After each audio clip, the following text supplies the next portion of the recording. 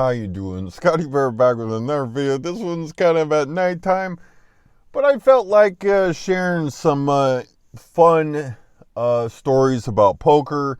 One of them that came up tonight was with a friend of mine. He was watching a few of my videos, and we talked about poker and gambling addiction.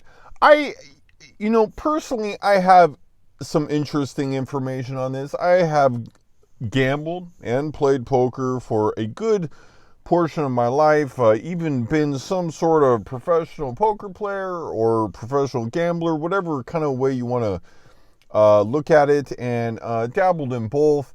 And I am here to tell you that you are not as addicted to gambling as you feel like you are, especially if you are a poker player or exclusively a poker player.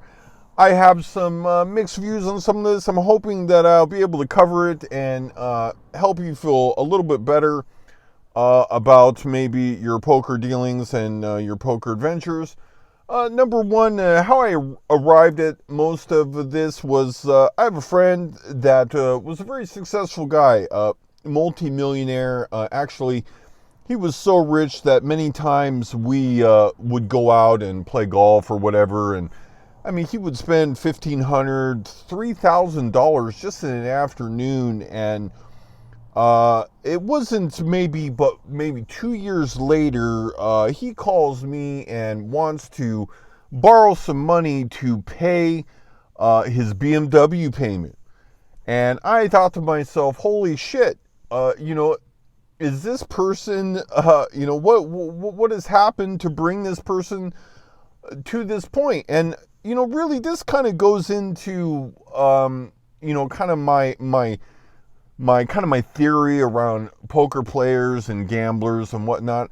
Again, I feel like there is a fine line, but I think gambling addiction and poker, kind of gets swept in there with poker a little too much. I mean, that's really what most of your peers, your family members, your girlfriend, kind of sweeps you in that category a lot of times. And I don't think it's fair. I just think it's them not understanding. I mean, let's go back to the story of my friend that went broke. Is this guy, poor judgment or whatnot? And I happen to say no. I think that, poker is a real close to life in these type of situations. And it's really kind of the same thing.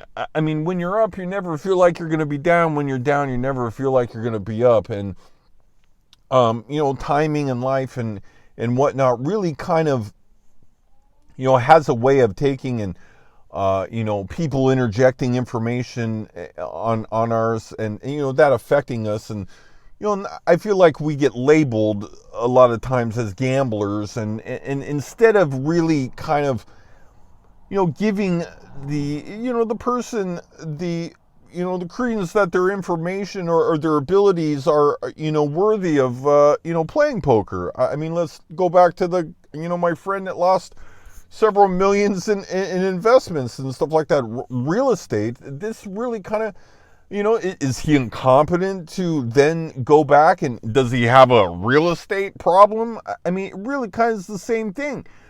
I don't feel like poker is very compulsive. I mean, again, I do feel like there's some judgment. I do feel like there's lots of bankroll management problems. I do think that people make, poor judgment.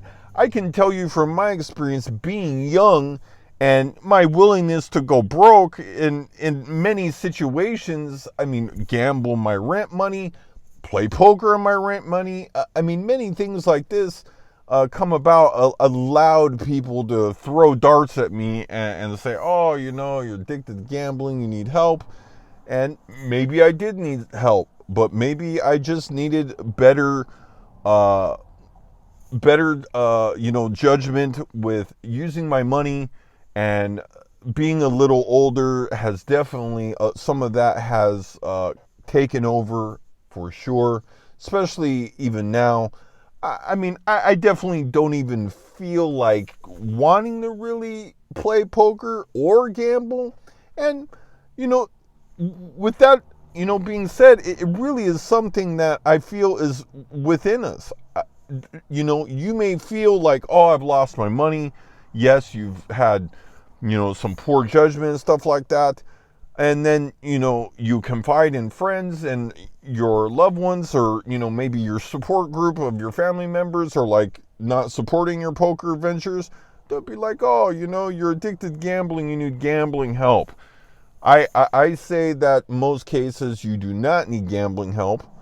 I do say that it's a powerful ploy. I mean, just like my buddy back making, millions of dollars in investments in the stock market and real estate. And many of them lose hundreds of thousands of dollars. They don't ever, I've never heard one of them go, man, I'm horrible at, investing in the stock market. I need counseling. Never heard one of them say that. And I know for a fact, many of them make horrible investments. And I have yet one person saying, you need to go counseling for stock investment. You need to go to school for real estate investment. You need to go to, flipping houses clinics because you don't know what you're doing. It's the very same thing. Now, there is definitely a fine line between gambling and poker. There's no doubt about that. But again, I tell you this, and this is really kind of goes in really in my personal theories and whatnot. I personally feel like I'm a risk taker for sure. And poker is a place where I don't normally take risk. But gambling, a couple $100, whatnot, you win or lose. I mean, it really is kind of one of those things. But being a kid and feeling bulletproof and not really understanding what you're doing, maybe judgment. Definitely no one could tell me when I was 24, 25, 26 that you shouldn't do this.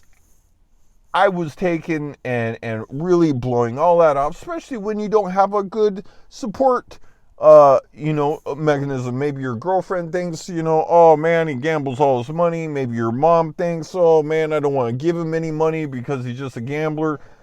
I think a lot of that has the effect on your psyche and will make you feel like you're a gambler. And I think most of that is wrong. You may actually have a gambling problem. I don't think it's certainly one of those things that each person is going to be a little bit different. But I think the information that making a person feel like they are doing the wrong things and maybe talking about has a lot stronger effect than really just throwing them in the category of being a compulsive gambler. But those are just my opinions. Maybe you agree, maybe you don't. I'd like to hear your comments about that. I do hope you enjoyed this video. These videos are uncut, so it may not made a whole lot of sense, and I apologize for that. But I appreciate you watching and listening to what I gotta say. Thanks a lot.